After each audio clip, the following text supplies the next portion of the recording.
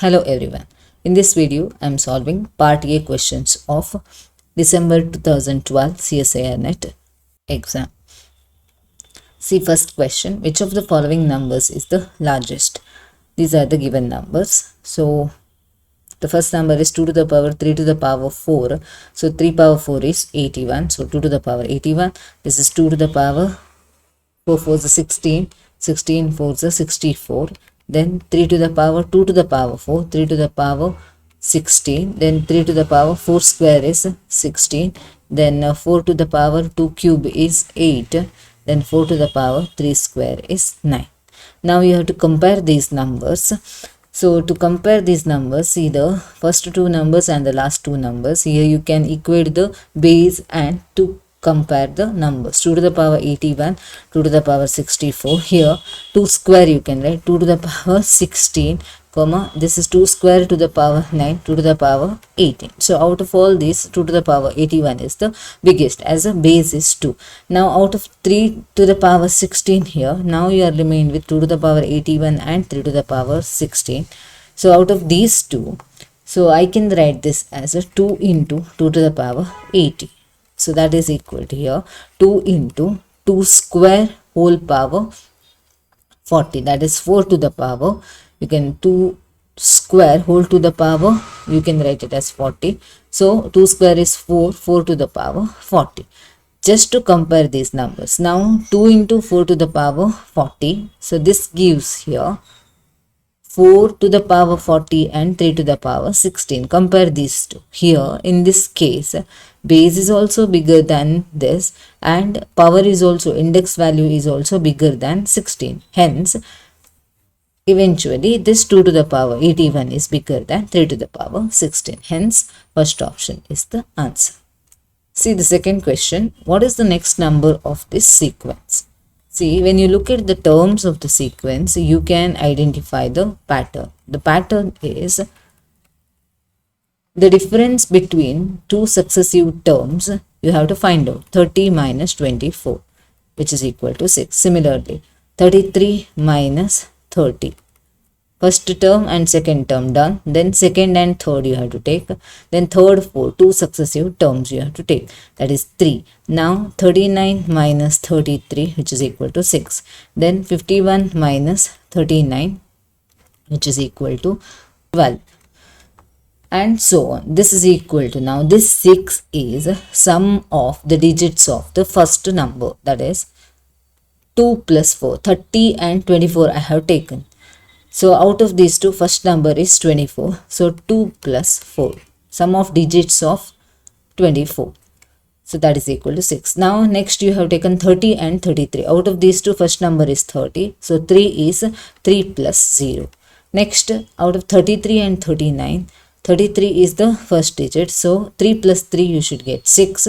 So 3 plus 3, which is equal to 6. So therefore that is equal to, next 39 and 51, the first number is 39. Sum of its digits is 3 plus 9, which is equal to 12. Therefore, the next number you don't know, keep it as x.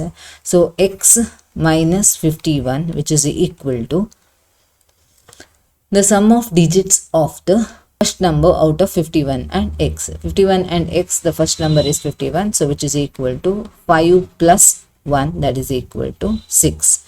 Therefore, x equal to 51 plus 6, which is equal to 57. So, answer is first option. Third question, which of the following curve just touches the x-axis? So, if any curve touches the x-axis means then y equal to 0. On x-axis, you will be always having y equal to 0. So, here, when you put y equal to 0 in the first equation, x square minus x plus 1 equal to 0. This is one positive. Another x square minus 2x plus 2 equal to 0. Then x square minus 10x plus 25 equal to 0. Then x square minus 7x plus 12 equal to 0. All these are quadratic equations. Now, these quadratic equations must have the real solution. Here the real solution exists. Real solution b square minus 4ac. You have to calculate. Here b is 1. 1 minus 4, which is minus 3 less than 0, so no real solution. So this will not touch the x-axis. Here in this case, b square minus 4ac you have to find out. b is minus 2, so 4 minus 4 2 is 8, again it is less than 0. Then in this case, 10 square 100 minus 25 4 is 100, this is equal to 0. Therefore, it has real solution in this case, real as well as repeated solution. Here in this case, b square 49 minus 4 into a is 1 and c is 12, that is equal to 1. This is greater than 0. So it is asked in the question that the curve should just touch the x-axis. So if it has to just touch the x-axis, then it should have real and equal roots.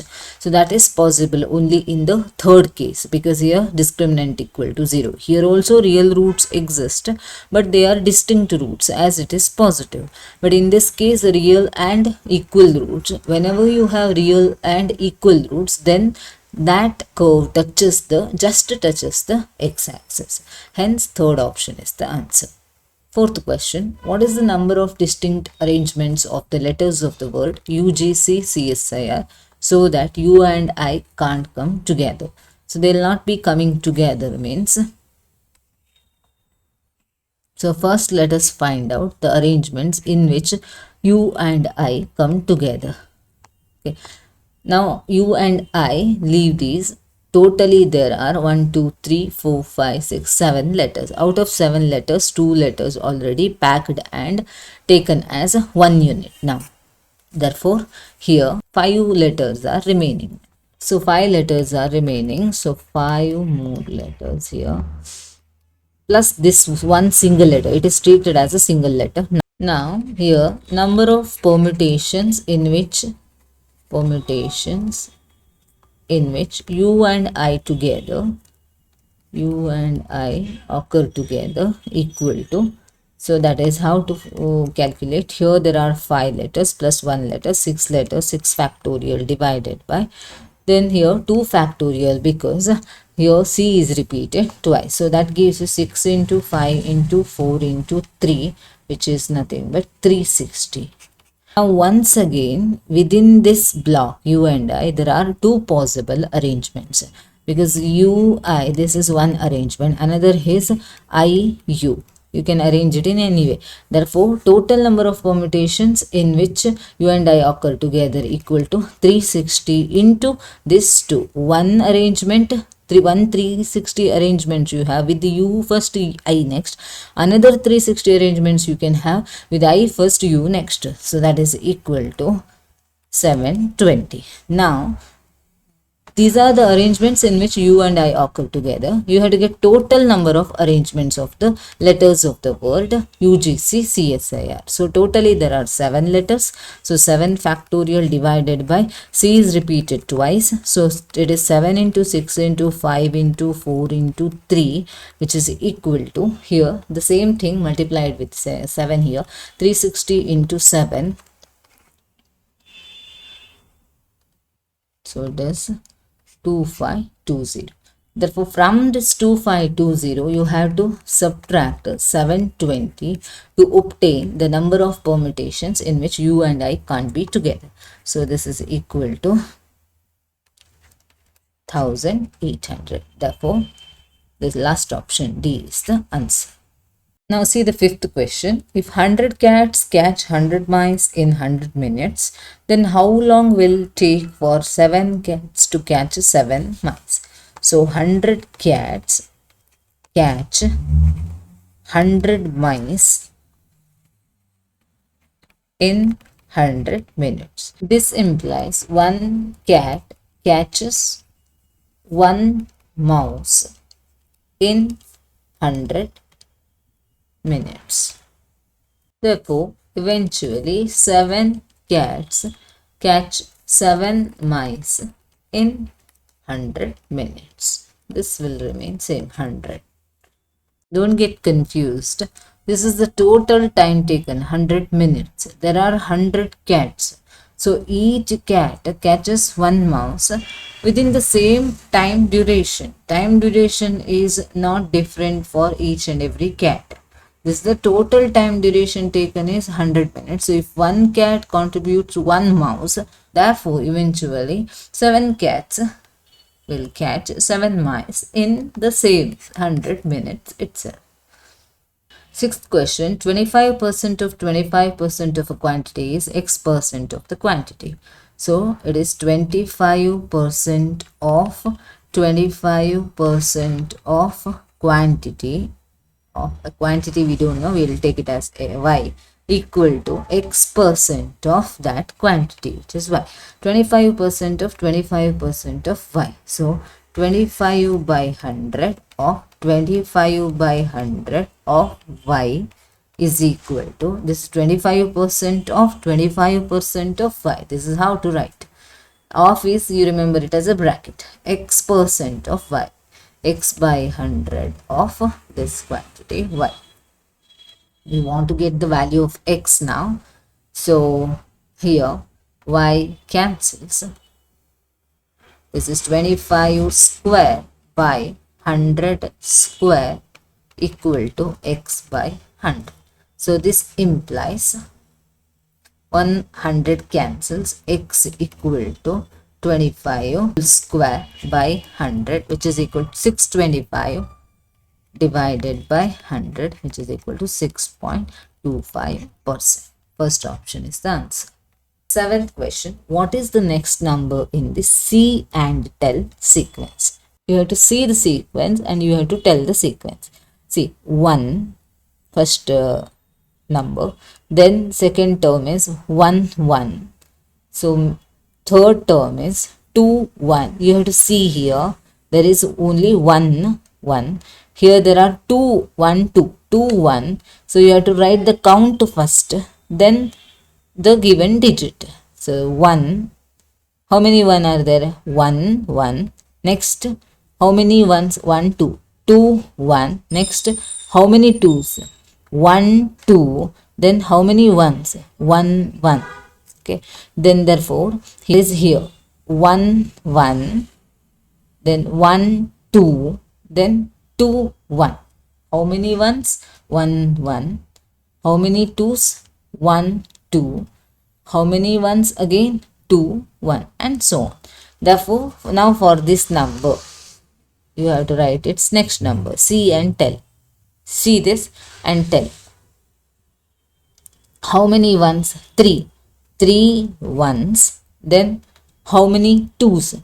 2 2s. Then how many 1? 1 1. Count first, then the digit. So the answer is first option. Eighth question, which is the least among the following? See, these are the given numbers. So 0.33 to the power 0.33, then 0.44 to the power 0.44.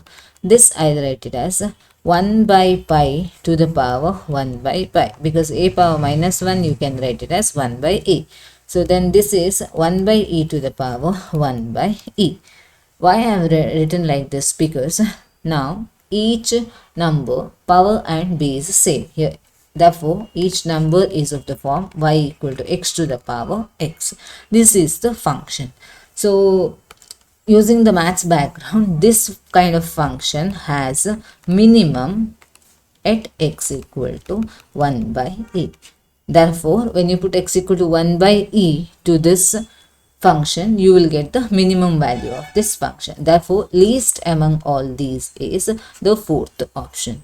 So this result is obtained using the derivative test to obtain the minimum of the given function. So you have to remember, this kind of function has minimum when x equal to 1 by e. You need a little maths background for this. That is plus 12 maths is enough, where you get the derivative test.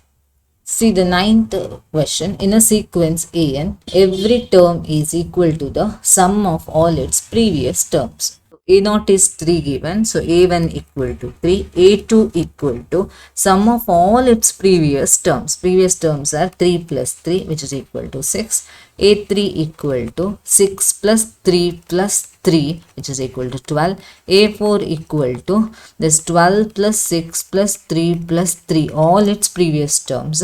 So, which is 18 plus 6, 24, and so on. Now leave this first term, then an plus 1 by an, that is these terms you leave it. Then 6 by 3 equal to the second and the first term. A naught you leave it.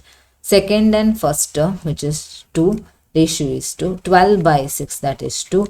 Then 24 by 12, that is also equal to 2, and so on. Therefore an plus 1 by an, that is equal to 2 you will get. We have to leave this initial term because as n tends to infinity, as you go towards the tail of the sequence, we want the value of this limit.